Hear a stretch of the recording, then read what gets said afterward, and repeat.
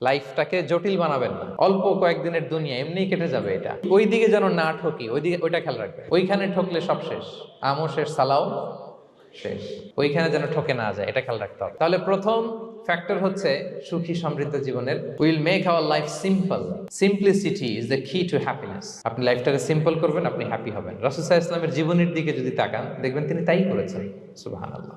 সহিহ মুসলিমের একটা হাদিস শোনাই আপনাদেরকে। আম্মা জান আয়েশা রাদিয়াল্লাহু তাআলা আনহা বর্ণনা করেন। তিনি বলেন, একদিন সকালবেলা রাসূল সাল্লাল্লাহু আলাইহি ওয়াসাল্লাম আমার বাসায় আসলেন। ফজর নামাজ পড়ে এসে বলতেছে, আয়েশা, ফজর নামাজ পড়ে আসছি, ব্রেকফাস্ট করার মতো কিছু আছে ঘরে? ইয়া রাসূলুল্লাহ, কিছু নাই। নাই? ঠিক আছে, আম ফাস্টিং, যাও আমি রোজা রাখলাম, রোজার নিয়ত করলাম। কত ইজি গোয়িং, কত সিম্পল বানিয়েছেন লাইফটা। আচ্ছা, আমরা হলে কি করতাম? একটু মিলাই নিজের সাথে।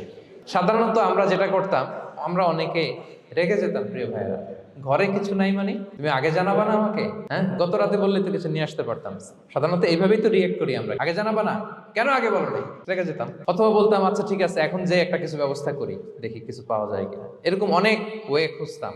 কিন্তু রাসূল সাল্লাল্লাহু আলাইহি ওয়াসাল্লাম এই কোনো অপশন না নিয়ে বললেন, okay, there is no food for breakfast, I'm gonna fast ফাইন্নী সাইম। ঠিক আছে, খাবার যখন নাই, আমি রোজাই রেখে দিলাম। সুবহানাল্লাহ। এভাবে তিনি তার লাইফ লিড করেছেন। Make your life simple, you'll be happy. জটিল না করে সহজ করুন, আপনি হ্যাপি।